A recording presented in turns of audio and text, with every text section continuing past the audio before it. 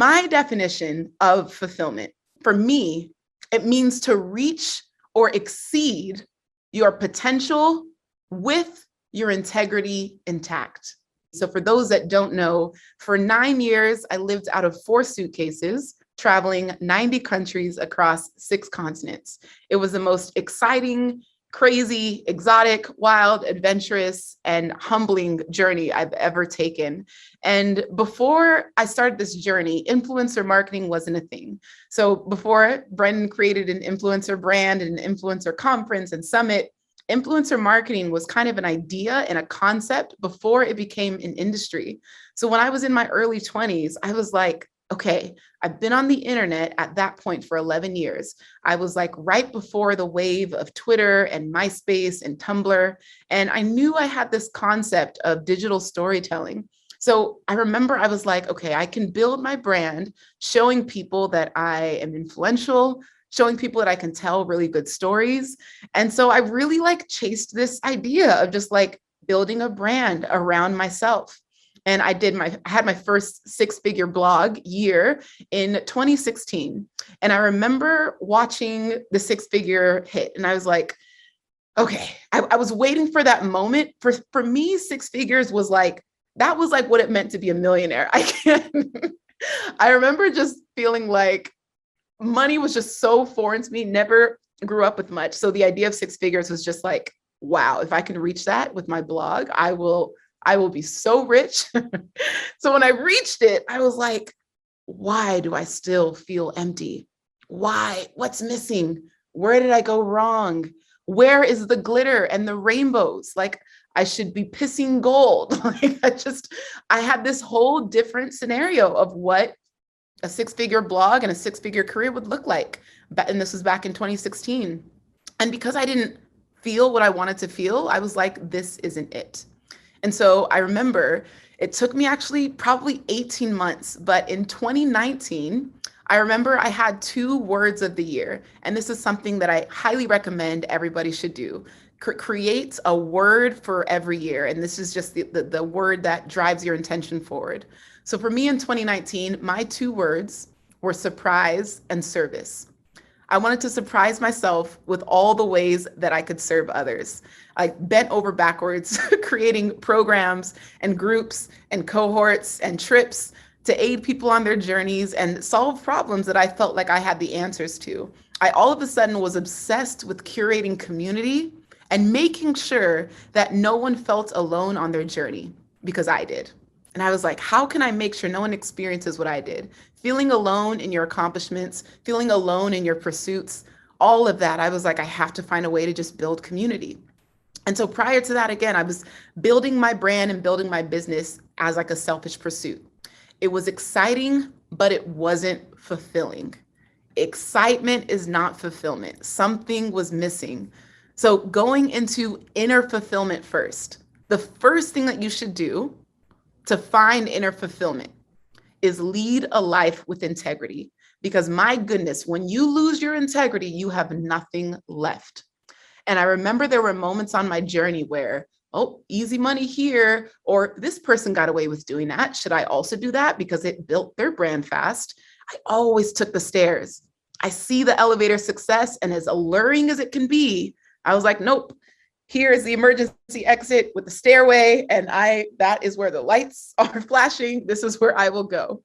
Be comfortable taking the stairs when we live in a world of people looking for the elevator.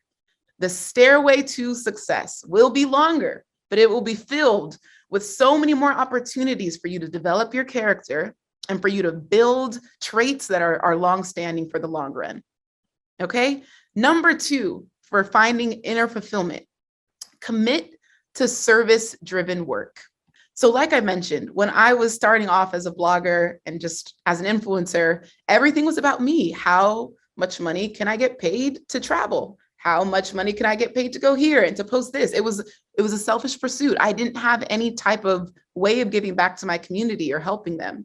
So how can you add more service to your work, to your brand, and to your business? Commit to service-driven work. Number 3, do not compromise your values. If you are someone who does not, let's say, for example, drink. Don't work with an alcohol brand. It feels very obvious, but this is actually a true story. Alcohol brands pay a lot of money. I think the top 3 industries as an influencer, the alcohol brands pay a lot of money, cars pay a lot of money, and fashion pays a lot of money. So if you are someone, you built a sober brand, like that is a value. That is something that's your lifestyle. Like don't compromise that just for quick money. And it takes away from feeling fulfilled when you're doing things just for the money. Okay, so do not compromise your values, no matter what they are. Number 4, love the skin you're in. It is such a fulfilling journey and such a fulfilling life when you are obsessed with yourself. No one can love you more than you. Not your kids, not your spouse, not your best friend, not even your parents. You have to love you more than anyone else in this world. And when you develop that self-love, that obsessive self-love, not to a narcissistic level, obsessive isn't a good word, but you are just like, man, I love my journey. I love my flaws. I love my mistakes. I love my growth. I love my commitment and dedication for more. Like there is so much to love about yourself. It's not about saying the perfect and idealistic version of me looks like this. And since I'm not there yet, I can't fully love myself. No, love yourself at every step of the journey.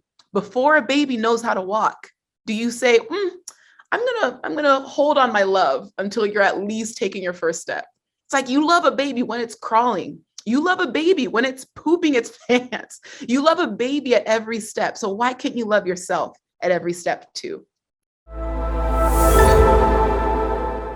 Friendship, tough stuff. Because when we look at all the friends that we've had in our life, they can be life-giving, exhilarating, healing. And then you look at the other side, which is the majority of my history. They can be exhausting and toxic and life-sucking. And I was always like, what's wrong with me? Why do I attract leeches? Why am I attracting such negative people? Like, what am I doing wrong that I can't find the type of friends that I need to grow, to heal, to be a better person? Because everyone's heard the quote, you're the average of the 5 people that you surround yourself with most. And I fully believe that. So we are so quick to give someone the friend title. Oh, that's my friend. But you met them 10 minutes ago. How do you know they're your friend? What have they done to prove that they deserve a spot in your life? Like a valuable spot in your life. We're so quick to label people as friends. There's a spectrum. There is a spectrum. Instead of oscillating between stranger and friend, like there's other words that you can use, other things that you can call people so that you don't feel that weight and that pressure. So the very first type of friend, we're going to call her Jealous Julia. Jealous Julia. Can anyone relate to having a jealous Julia in your life? You just felt jealous energy from them. Jealousy is such a weird emotion because even though it might be it's a bad emotion, but it doesn't make someone a bad person. I could always recognize, oh my goodness, their jealousy is so heavy, it makes it hard to want to be around them.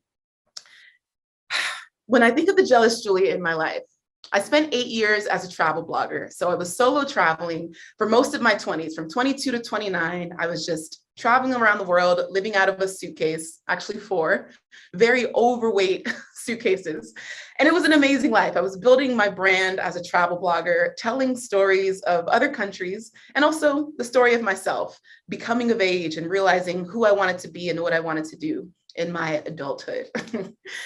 But I remember having other travel bloggers that I would meet and network with and find on my journey. And of course, I'm a naturally giving person. I'm an Enneagram 7. Does anyone know their Enneagram numbers? 7s are enthusiasts. We're scatterbrained, but we're also really fun.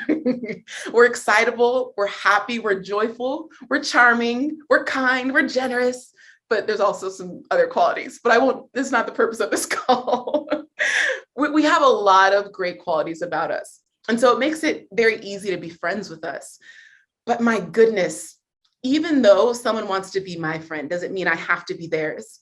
And what I started doing as a travel blogger, meeting all of these people, I was like, okay, well, they want to be my friend. So let me force myself to to be their friend. Like, I'm just going to find a way to make this work, even though I felt this really jealous energy constantly. Jealousy of like, and things that I didn't even think that I had like correct.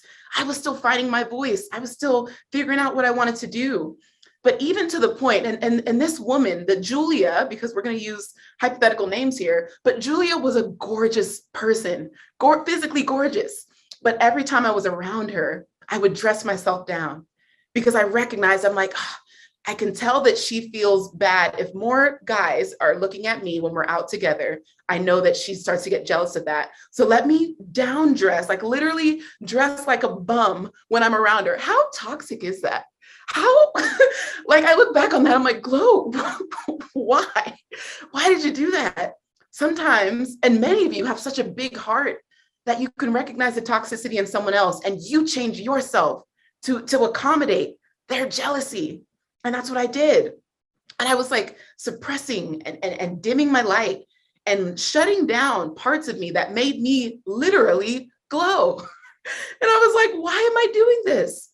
It got to the point, it got so bad because, you know, she was also in this industry and also trying to make a name for herself as a travel blogger. She started stealing my content, and now we're getting into intellectual property. I would write a blog post and I would post it, and then she would copy it word for word and change the title. She didn't think, because I wasn't actively reading her blog, she thought I would just never find out. And other bloggers had to literally forward me the link and say, why is this person stealing your words? And I was like, what is going on here? And all this time, I'm letting you in. I'm giving you resources. I'm giving you my energy, giving you my time. The most valuable, non-renewable resource that we all have is time. Money spends once. Time, you can't get that back. Okay. So I'm like, I've given this person so much, and this is how they're treating me. Why am I keeping them in my life? And I also recognized that, how do I have this conversation where I call them out on what they're doing and then let them go? And one thing that I was realizing is that sometimes when someone is so toxic for you, you don't have to pinpoint their toxicity in the separation. And so again, and this is what it takes to be a leader, these communication skills. I could have been like, you know what, you are toxic, but that's not what I did. I was like, you know what, in this next season of my life, I'm just focusing on myself. And I just need a little bit of space. And, you know, I'm working on this, and I named a couple projects that I was working on, but I made it about me. Because in life, not every lesson that people need to learn needs to come from you. Let someone else teach that lesson of like your jealousy and the way it comes off. That's not my lesson to teach. Life will give you that lesson in the way that it's meant to. But you can't be everyone's teacher. And not everyone is ready to learn from you in the way that you want to teach or serve them. So I was like, you know what? I'm going to let this person go, but I'm going to let them go with grace. Because at the end of the day, I have to live with my conscience.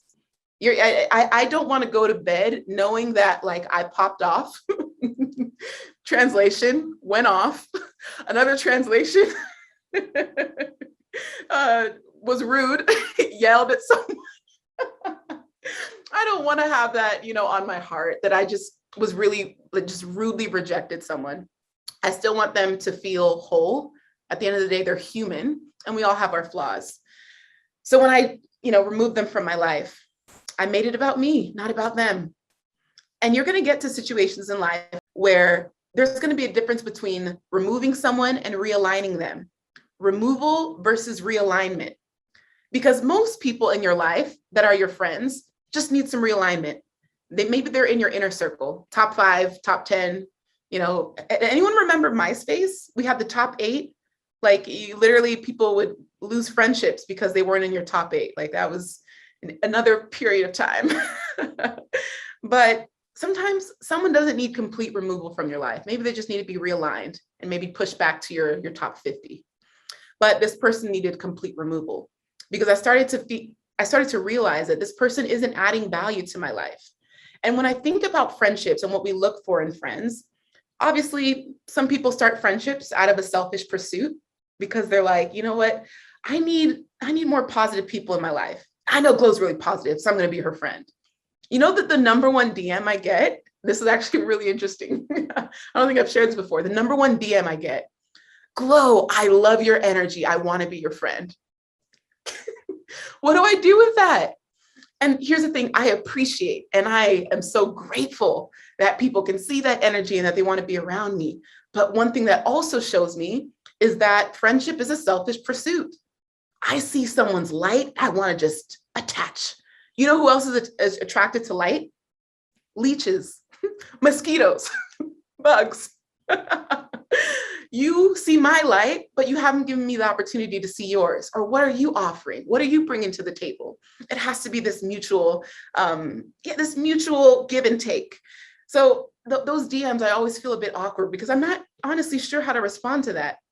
And I know how I show up in this world. I know the light that I bring in this world. I know how to make people feel better about themselves when they're around me. Like, that's a gift. And I love that gift and that discernment of energy and spirit. Like, I love that I have that, but doesn't mean everyone deserves or is entitled to that light. Think about that. If you know you have a light and a positive energy about you, just because someone knows you doesn't mean they're entitled to that. You get to decide who you show up as your best self with. One thing about productivity, I started to realize this with a lot of people. Why is it that we only work hard when we're being rewarded for it? Think about the last time you really put your mind towards something. You really dedicated yourself to a goal. You really were like, I'm ready to be productive at this. Because there was probably a reward or there was some type of positive reinforcement on the other side. That is bad. Dr. Dooney, I see you nodding. That is bad. And I have an example. In the past, I remember I would have these group of students that I would lead and teach. And I was like, why aren't they motivated? Why don't they want to be better? Why don't they want to be educators? Like, why do I have to constantly push and tell them you got this, you got this, you got this? And then I was like, okay, what if I put prizes at the end? And so at the end, I picked the top 5 students in the class. And you know what happened? Instead of those 5 students being praised for their work, all of the other students were like, wait, I didn't know there was a prize. Glow, that's not fair. You didn't tell us that there was something to win. I was like, I shouldn't have to. I shouldn't have to. If you are only wanting to work hard because there's a reward at the end of it for you, check your heart, check your mission, check your goals, check your alignment, check your intention. It was so telling that people were like, I'm willing to work if I know that I will get something out of it. Here's the thing, you can't cheat life. I might be rewarding you with something, but life rewards the people who are willing to put in the work, to do the hard things, to show up consistently, to have balance in their life, maintain integrity with everything that they do. And what I love about this new era and this new age, I'm currently reading a book called Halftime by Bob Buford. And what it talks about is that people no longer want to work until retirement and then just sleep until they die. Maybe a few years ago, that sounded like the dream. You just want to get to retirement age and then you're just a log until death. It sounds appealing for a couple minutes, but it's people want to do meaningful work until they die. And doing meaningful work is a lifetime commitment to productivity and figuring out ways to develop habits, to maintain your own alignment and maintain intention in everything that you do. So 10 things that have helped me be more productive. Make sure your journals are out. And like Brendan said, I'm someone who I feel like I've lived 6 lives, maybe 7 lives. You all might know about 2 of them, but quick context, I've been to almost 90 countries. I'm currently in country number 89, Turks and Caicos, and I have a goal to travel every country in the world. I'm not in a rush. There are people that have beat Guinness records. I actually have friends who have been to every country in the world and they try to do it at a certain age. For me, I just like it as a lifelong pursuit. It keeps me hungry, it keeps me eager, it keeps me as a student. And I just love that there's an opportunity, especially living in a virtual age, that you can work and live anywhere in the world. So being a world traveler, being a travel blogger, sometimes my brand deals were a little bit slow. So I had to get creative with how I would make money. And one of my students, one time I was teaching English in Spain, and one of my English students that I was tutoring, her dad overheard that I played college basketball. And he said, oh my gosh, actually my neighbor is a coach of a semi-pro team here in Spain. Like, are you curious? And I was like, I hadn't played in a couple of years. I was, a little bit out of shape, but I said, sure. And so I went to my neighbor. I borrowed his basketball shoes that were 3 sizes too big. It was like a 12 and a half. I wear a 9, but I tied it up really tight. And I was like, I'm going to make this work. And I remember showing up to tryouts like, this is terrifying. It was in Barcelona, or if you're Spanish, Barcelona. And going there in Catalonia, they don't even speak Spanish, they speak Catalan. So all of my Spanish lessons can kind of like go down the drain because I was there to speak Catalan with my teammates. Long story short, I try out, I push it, I give it my all. They sign me on the spot. So now I am an official semi-pro basketball player in Spain. La Liga Femenina 2 is where I played, and it was incredible. And when I think about that, the coach pulled me aside. He said, all right, vamos, Gloria, bueno, no. He's like, you're great, we love you, but I have to be honest, you're out of shape. I was about 40 pounds heavier than I am now. And I was like, it wasn't something that I didn't know. Like I had known it. I was having siestas on the beach. I was eating anything I wanted. I was enjoying the travel life, and I was young. So when you told me that I had weight to lose and that I needed to get back in basketball shape, instead of take it as like a trigger, because again, when we know that we've failed in an area of our life, someone calling it out isn't meant to attack us. It's meant to remind us that I know you're better than this. I know you can do better than this. Over the next 5 months, I lost the 40 pounds. The next 5 months, you know how I did it? I made sure every night I gave myself a 3 to 4 hour window. Before I went to bed, I would not eat, and my dinner was fruits. I was like, I want to make sure if I'm going to bed and I'm laying with food in my stomach, I want it to be something that's nourishing. So I made sure I ate fruits for dinner. And then during the day, drinking a lot of water, staying active, running a mile 5 times a week. Did that very consistently for 4 months, and eventually the weight dropped. But something like that, I was like, when someone gives me a mission, I don't know if you're the kind of person that rises to the occasion or takes offense and sulks. If someone is telling you that, you can do bigger things in life, you were meant to do this, I see this in you.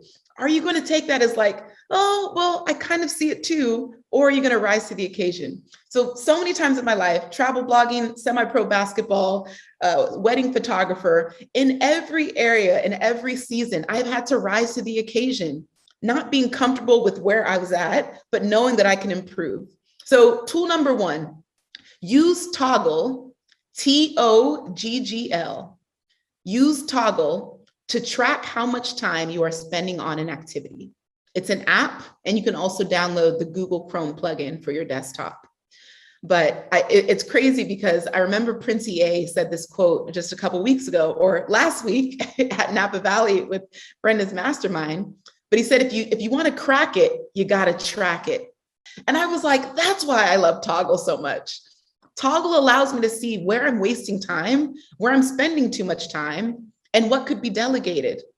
A lot of us are spending useless hours on things that aren't moving the needle, things that aren't even making sense for the place in our business that we're at. So use Toggl, and then only allow yourself to work 45 minutes to 60 minutes at a time. After an hour, you're useless. I know Brendan goes by this thinking as well. Your brain can't work on the same thing for too long of a time.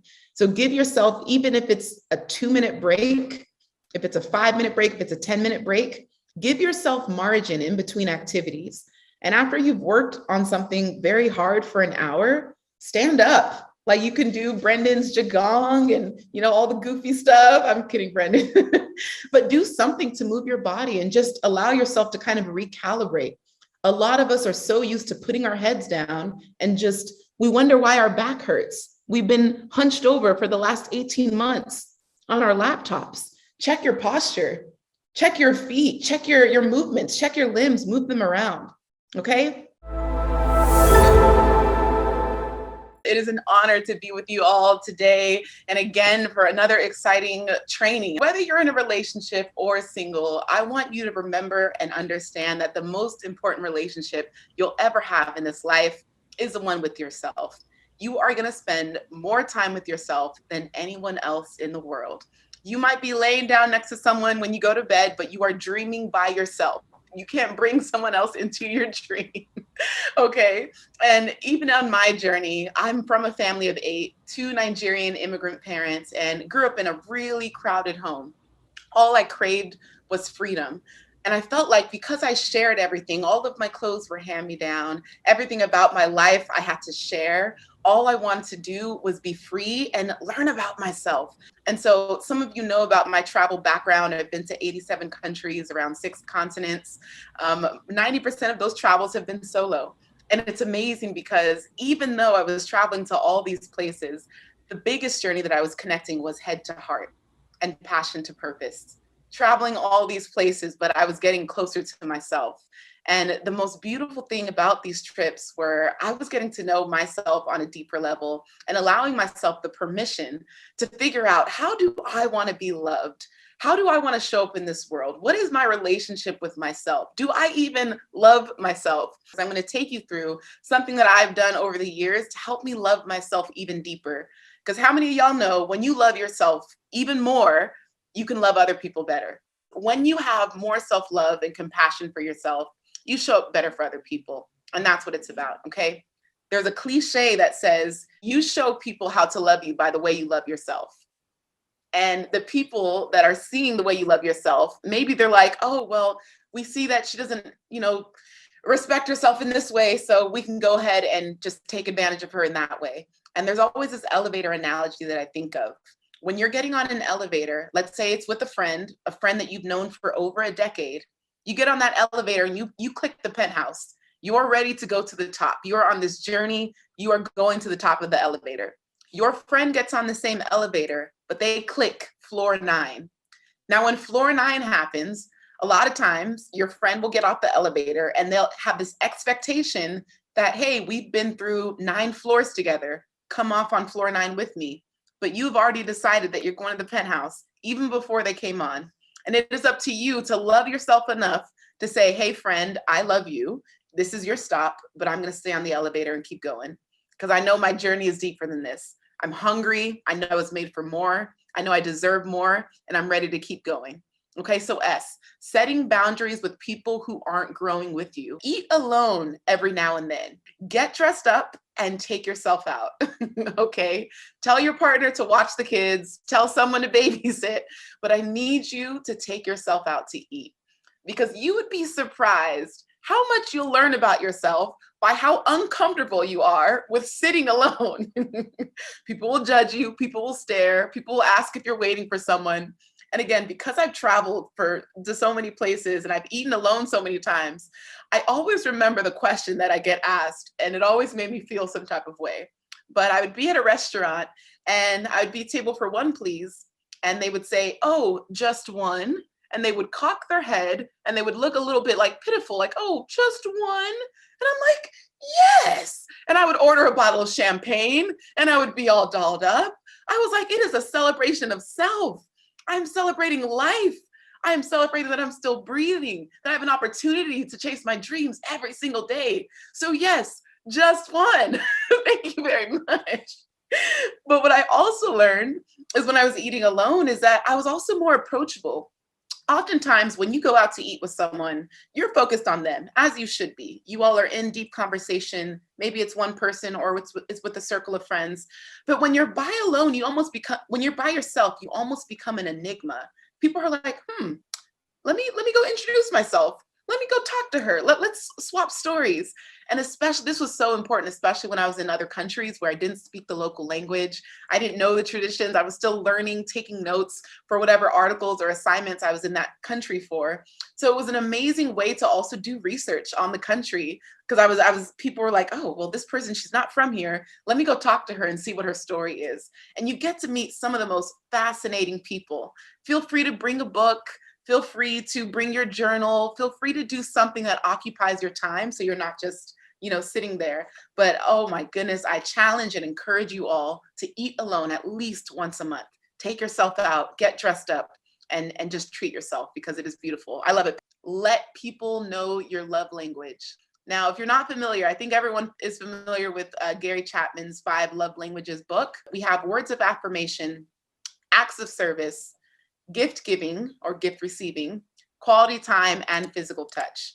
So many of us, a lot of times we struggle with relationships with ourselves, with others, with family, is because they don't know how to love us in the way we want to receive love. And for a lot of my friends, they thought words of affirmation was my love language. They were giving me all of this affirmation. They were encouraging me. They were loving on me verbally. And they didn't know that that was actually a trigger for me. It was actually very uncomfortable. Again, growing up in a Nigerian home, we didn't get compliments. We were never told, I love you, I'm proud of you, good job. That just wasn't language in our home. So when people told that to me as an adult, I was so uncomfortable with it. I was like, this is not, no, please. And I had to learn that, okay, Glow, people don't know this. Let them know that acts of service is the way that you want to be loved. You got to be clear with the way that you want to receive and give love. My favorite way to give love is gifts. I love just pouring into people and just showering them with presents and quality time. But the way I like to receive love is actually acts of service, because I'm a very servant-driven leader. I'm constantly serving other people. And when you're always serving others, who's going to serve you? That's why acts of service is my favorite love language. That's the way I like to be loved. And I had a lot of awkward conversations and awkward encounters with friends, because even though they were affirming me so much with words of affirmation, every time I needed them, they wouldn't show up. And I realized, what is this disconnect? I need to let them know that if they actually want to show that they love me, they need to be, acts of service. When I say that I need them, I need them to show up. And that for me was huge. Learn your love language, and then also let people know your love language. Free yourself from people pleasing. I'm currently reading a book by Oprah, her latest one by Oprah and Dr. Bruce Perry, What Happened to You? And my goodness, this book is heavy. It really talks about all the biological changes and shifts that happen due to childhood trauma that manifest in our adult lives. So many of us think, well, if it happened 20 years ago, I'm fine, I'm over it. But it's our brains are literally biologically transformed by things that have happened to us in our childhood. And reading this book has been so just freeing for me, because a lot of times the people who struggle the most with people pleasing are the ones who were constantly criticized in the homes that they grew up in. And I remember it was I was a pastor's daughter. So everything was not enough, not doing well enough. And I held on to that. And so I grew up feeling oh my gosh, the only way to get love from people is to make sure I never make them upset. And so I avoided conflict. I avoided conversation. I avoided any type of confrontation that might potentially lead to someone being upset, and that is not healthy. My goodness, Brene Brown says it perfectly. Clear is kind. When you are clear about what is and isn't okay, that is kind. It's an act of kindness to yourself and to other people. No ambiguity. There's no room for ambiguity on this journey of self-love, okay? So being direct with people, they might have been able to get away with taking advantage of you in the past, but let them know this new you no longer tolerates that.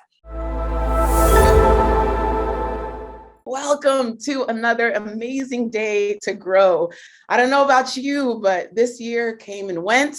Whether 2021 was a good or bad year for you, it came and gone. And now it's time to get ready for 2022. What I love about October, and what I love about just the way I look at the future, so finishing the year strong, I try to remember what I've been telling myself lately. And for many of you, you probably have a mantra that you don't even know about. And one of the mantras that I heard recently was by Florence Scovel Shinn. I do wonderful work in a wonderful way. I give wonderful service for wonderful pay.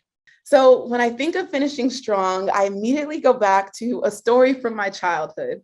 I was 12 years old. And does anybody remember having to do the timed mile? Like that was a part of our physical education. Depending on where you grew up, it sucked for us. We had to run a mile. I think it was once every month, and we had to continue to beat our mile time. And so Coach Peters, he didn't know that even though I was a chubby little something, you know, I had the cheeks, I love to eat my food. So I was a chubby little something, but I was quick. I was quick with my mouth and I was quick with my legs. And so I'm in this fourth lap of my mile and I'm like, oh, and I'm just in my mind, I'm like, oh, I'm getting this 7-minute mile. Like, I feel good. Like, this is it. Oh, good for me. And so once I finish the line, I slow down. And Coach Peters goes, what are you doing? You have one more lap. Get back out there and go. And I was like, no, this is my fourth lap. This is my fourth. He didn't realize that I could lap all of the skinny girls. He didn't think I was capable of running a 7-minute mile. And instead of let my pride and ego get me in that moment and say, no, Coach Peters, you could have watched me better. No. I was like, I'm gonna run the fastest lap you have ever seen in your life. Probably not ever in his life. But I got back, I said, okay. And I sprinted that last lap. I had nothing in me, but I sprinted to show him what I was capable of doing. And when I ran my fifth lap, he said, wow. Wow, that's what finishing strong is. Even when there are people that are doubting you, even when there are people that don't believe in your capabilities, even when you know you've done the work, I challenge you and I encourage you to take that extra lap. There's this quote that says the most free space in the world is the extra mile. Like that's the most uncrowded place in the world is the extra mile. No one ever goes there to get what they want. So like Coach Peters, even though in that moment I was hurt and I was kind of a little bit like annoyed that he didn't believe in me, I believed in myself and I knew what I was capable of. And ever since then, for every mile that I ran, I said, Coach Peters, you're going to watch me, right? Coach Peters, please watch me. And when I would go around those laps, I would count out loud, 1, next lap, 2, so that by 4, there was no doubt that I ran a mile. Okay, finishing strong. Now, one thing that I recently shared and one thing that I hope will encourage all of you, whether you're an entrepreneur, whether you're a 9-to-5, or whether you're just someone who wants to have more flow in your life, there are 4 seasons. I want everyone to write this down because this really freed me up. This freed me, it liberated me, and it allowed me to have less guilt around the way I was showing up in my life. So the first season that I want to talk about is winter. I hate winter. I'm from the Bay. I born and raised in California, grew up a little bit in Arizona, then went to college in Kansas, and then traveled around the world for 8 years. But winter season, if you stay in this season for too long, it can agitate you. But you know what my winter season is? That's my learning season. We are coming up on January. That is going to be your learning season. Ask yourself these questions. In my winter season for learning, what will I be investing in? Because even coaches need coaches. I know many of you are coaches, but coaches need coaches and leaders need to be led. What will you be reading? What skill sets will you be developing? What will you be learning for 2022? If you can start your winter season, your learning season with this approach, my goodness, you will have so much more focused energy because not every season is meant for you to constantly be learning and investing and thinking and all of that stuff, because there's going to be other seasons, which I'm going to talk about next. My spring season is for launching, okay? After you take those 3 months to learn and learn and learn, that spring season, I need all of you to think about what you're going to be launching in April. That could be an ebook, that could be a course, it could be a workshop, it could be a retreat, it could be whatever you want it to be, a masterclass. My goodness, we are living in the most beautiful era where we get to monetize our brains. We get to think of an idea, materialize it, and get paid for it. We are blessed to live in a season like this. So spring, what will you be launching? Who will you be serving? Who will you be reaching? Who do you want to be engaging with? Now, for many of you, you might be like me, where maybe your audience is filled with several categories of people. You got mothers, you've got vegans, you've got plant lovers, you got travel enthusiasts. And so you have these 4 different categories of people that follow you and maybe want to learn from you. It's like, oh, well, Glow, who do I serve? Who do I focus on? Who do I build a product for? Here's how I look at it. When you go to a party and you have those 4 categories of people, let's say there's influencers in one category, mommy bloggers in another category, coaches in another category, who are you most likely to hang out with? That's who you want to serve. Who are you drawn to energetically? Who do you most enjoy spending your time with, whether you're being paid for it or not? The reason I love to serve female entrepreneurs is because that's who I hang out with, whether there's a transaction made or not.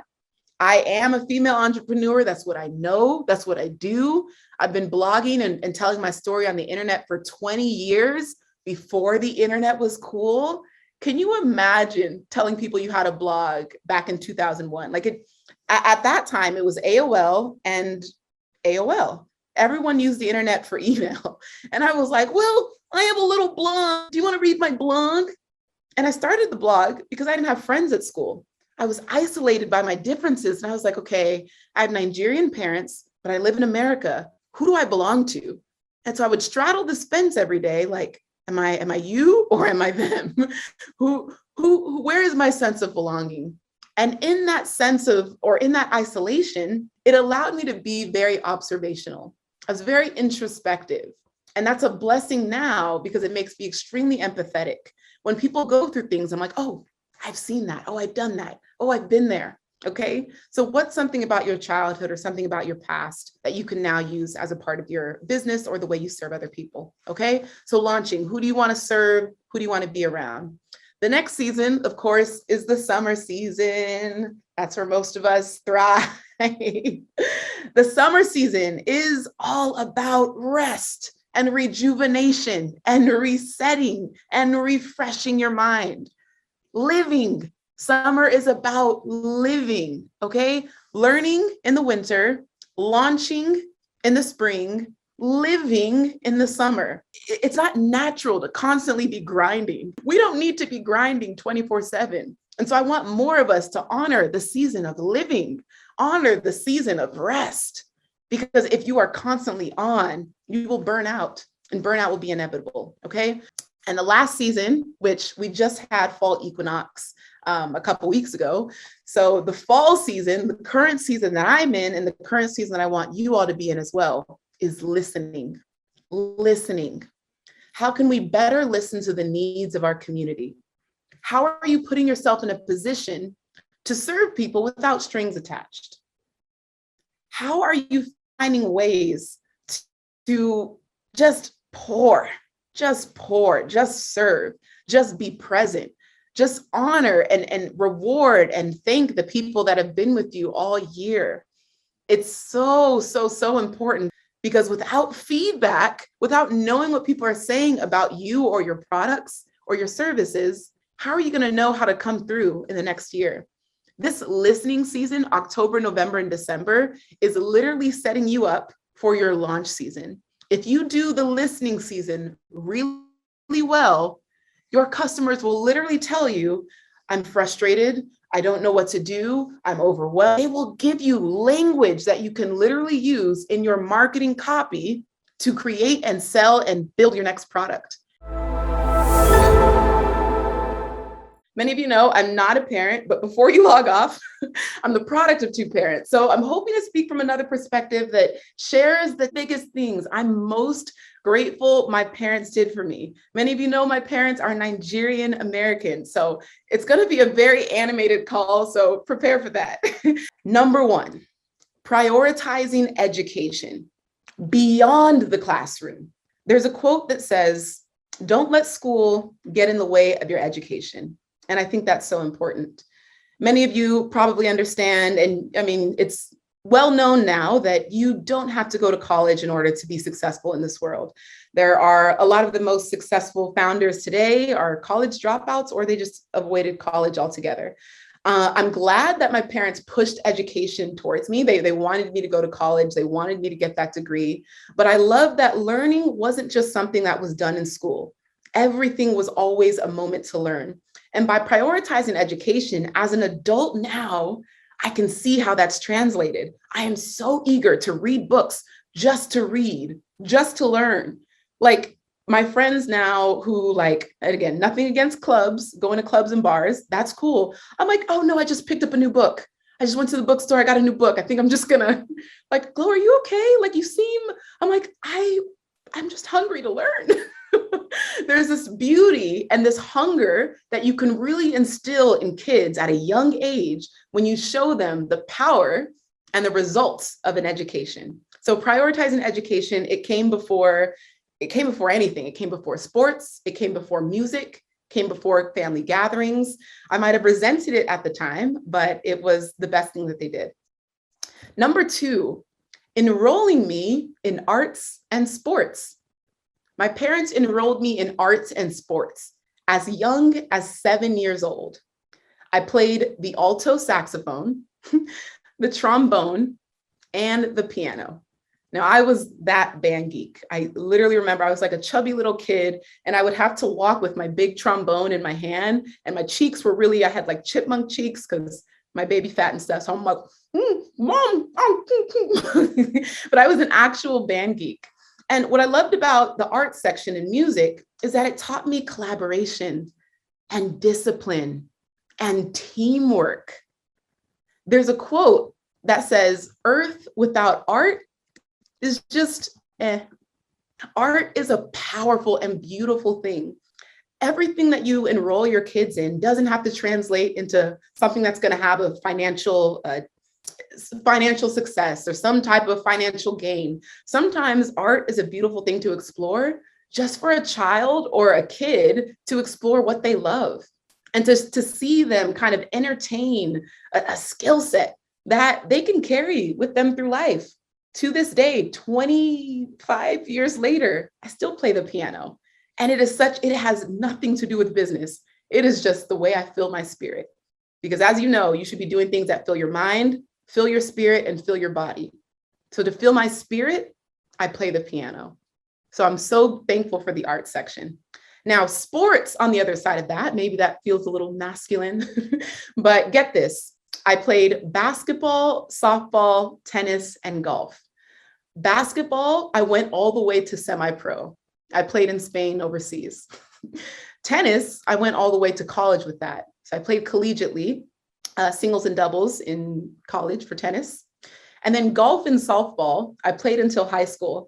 Now, golf was almost a joke.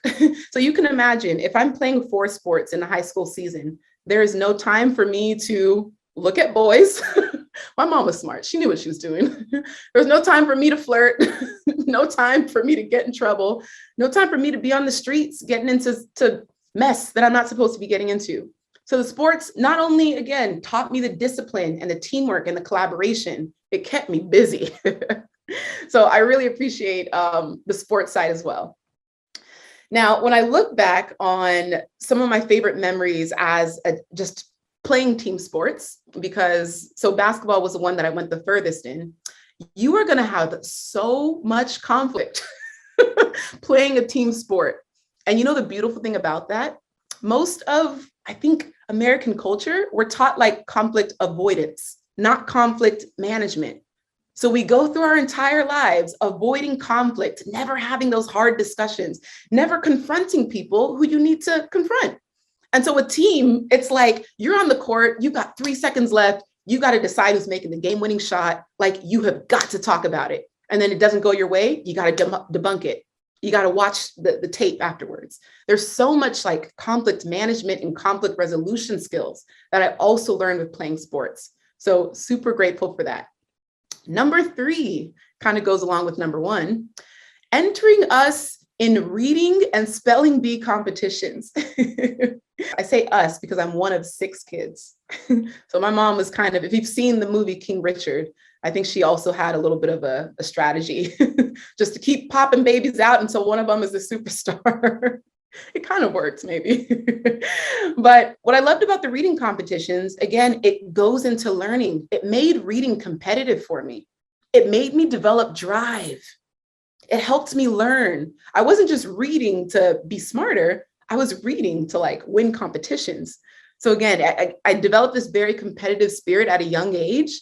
And what do you need? What comes out of competition? When you're backed up against the wall and you're facing adversity, what do you lean on?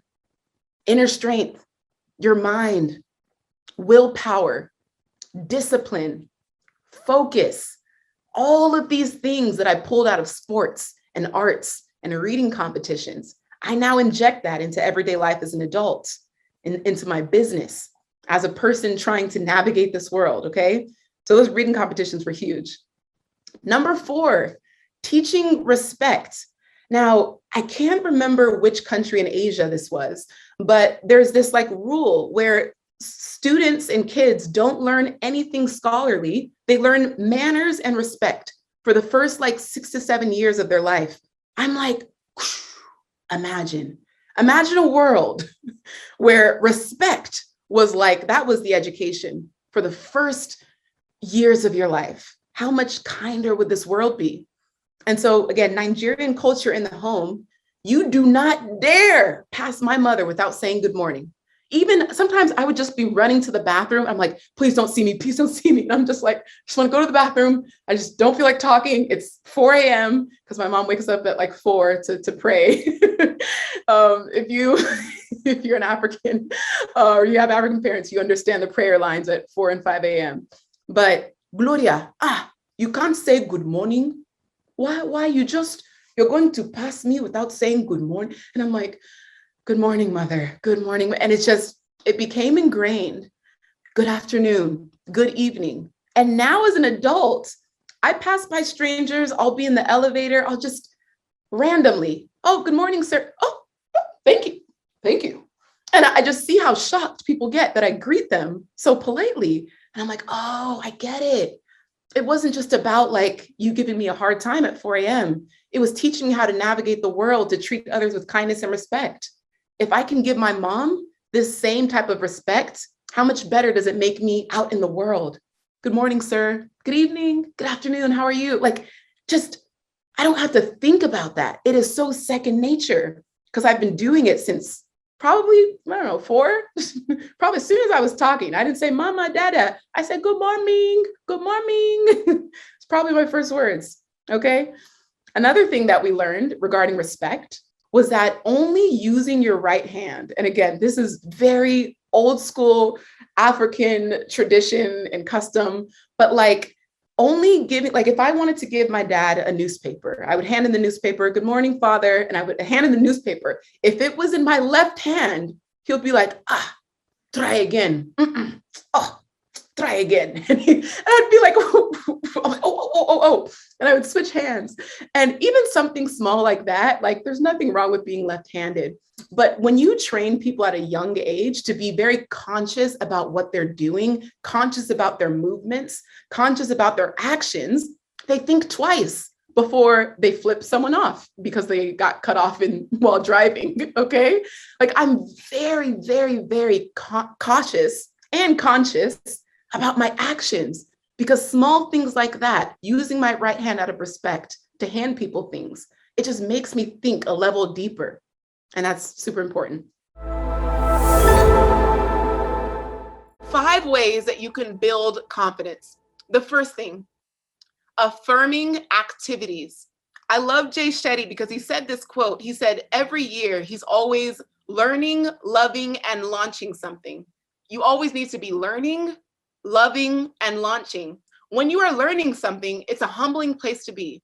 You're not going to be good at it. You're going to be a beginner. And it's not going to be confidence boosting. But when you are loving and launching something, you're in alignment, you're walking in purpose. So at every point in your life, you should be learning, loving, and launching. So what are those affirming activities that you're doing to remind you of how far you've come? Okay. So the first one, affirming activities. The second thing, affirming friends. Affirming friends. Guys, insecurity and confidence don't speak the same language. Get new friends. I had friends that used to project their insecurities on me. They would like shame me for having habits, but every day you should have an alarm or you should set an alarm that has 3 words that remind you of yourself. Or for me, I also like to do things that are like affirmations. So I'm like, I like to tell myself daily, like, this is all a part of God's plan. This is God, you're building God's kingdom. That's something I tell myself daily. So when I see that, little notification come on my phone, it gets me re-excited. And a friend tried to shame me for having that like habit. And I was like, man, what is it like to be so insecure with yourself that you shame someone for like wanting to like walk in alignment? I was like, I don't need you in my life. Yeah, have affirming friends, people who are also building legacies, people who also understand that life is temporary and what you build is the only thing that lasts forever. Like, how many of you guys have picked up a book that's 200 years old? How insane is that? 200 years ago, someone wrote a book, not knowing that 200 years later, Glow would come walking through and finds it in a used bookstore. How cool is that? You do not know how far your story is going to reach, okay? So number 1, affirming activities. Number 2, affirming friends. Number 3, affirming documentation. I record time lapses. I watch the sunrise every single day. There are so many things that I do every single day that remind me of like, oh, I'm building something. And I like to look back on those time lapses like, oh, I remember when I was launching that. Affirming documentation. When you're recording yourself on video because you want to share it on Instagram, or maybe you don't share it, but just having it so that you can look back on it to remind yourself of like, oh, I remember that season of my life when I was getting ready to launch my podcast and I recorded a video of it. Anytime I'm feeling really vulnerable or in a season of like change or transition, I like to have these like video diaries where I'm like, all right, the day is, March 7th, quarantine day 385. And here's how I feel. And here's what I'm doing. But I love to document those small everyday moments because you're going to look back and be like, wow, I was so confused in that season, but I showed up anyway. There's a lot of people who you can scroll through my Instagram and you won't know the times where I was battling depression and I was just so confused and so unsure. I talk about it later on, but in those moments, I show up anyway because I'm like, someone needs me. I'm like, Glow, I don't feel it today, but someone else needs it. And like, again, I daily, I recognize my privileges. Daily, I recognize my blessings. And I'm like, there's someone else who's probably going to be in bed when they're watching my video. And I'm talking to them about purpose. They're going to need this. So I'm going to record the video. And then I don't care that I don't sound, like a woman. I need to really stop joking about that. Maybe my next therapist appointment, I need to unpack that. Okay, number 4, affirming consumption. Now, this is on the extreme side, but I created a second Instagram account to follow friends because on my main page, I only want to see personal development, business strategy, entrepreneurship, positivity. And I notice like I love my friends, but if they're posting junk, I'm missing the stuff that I actually need to see. So I had to create, if you notice, Brendan only follows like 100 people. He knows what he's doing. He's got to keep the noise out. Social media is a very loud place. And if the stuff that you actually want to see is drowned underneath everyone else's like pictures of food, I don't know, baby announcements, congratulations. I'm happy for you, but I'll congratulate you from my other page, because if I have 15 minutes to scroll on Instagram every day, I need to get the best of the best. I want to make sure I'm getting affirming consumption. And the last thing, affirming rest. How can you be confident when you're always in a hurry, always overwhelmed, always triggered, always stressed? Okay. 7 hours is like my minimum. 8 is my standard, but I need 7. And there's different like sleep devices. You can have like a Galaxy Watch or an Apple Watch that can track your sleep hours and your REM cycle, your deep sleep, your light sleep. And again, to any new mothers, you guys are in a different ballpark, and I'm sorry. And I hope your baby starts sleeping soon. I know like new parenthood is a different story, but when you can get to that place of like, maybe it's sacrificing an hour of Netflix to go to bed an hour earlier. I set my phone every day, and it's automatic now because I've trained my phone to do this. And 8 p.m. to 8 a.m., I am unreachable. No one can access me from 8, like literally my phone goes on do not disturb, meaning that calls get blocked. If someone tries to call me after 8 p.m. or before 8 a.m., it won't even go through. It'll just say this user is not accepting calls right now. They got a text or send an email. Actually, text messages can't even get through until I've turned off do not disturb. And what's great about that is it allows me 12 uninterrupted hours to focus on me, to like start winding down for the day, to start preparing for the day, like having my morning routine and like saying affirmations to myself, journaling, working through like, okay, what is my plan for the day? High performance planner, wink, wink, you know, giving myself time to like fill out all of those prompts and schedule my day accordingly. Literally, the world could be on fire. I won't know until 8 a.m. Sorry, I won't know until I turn my phone on and I tune in. And that's a boundary I set for myself to help me affirm my rest. So again, affirming activities, affirming friends, affirming documentation, affirming consumption, and affirming rest. This can be your day for personal growth. This can be that day you committed to and you remember and you go, that was the day I got myself a community. I got better coaches. I committed to making my life the absolute best that I could. This is that day. Make today your growth day. Click the button on this page and sign up right now.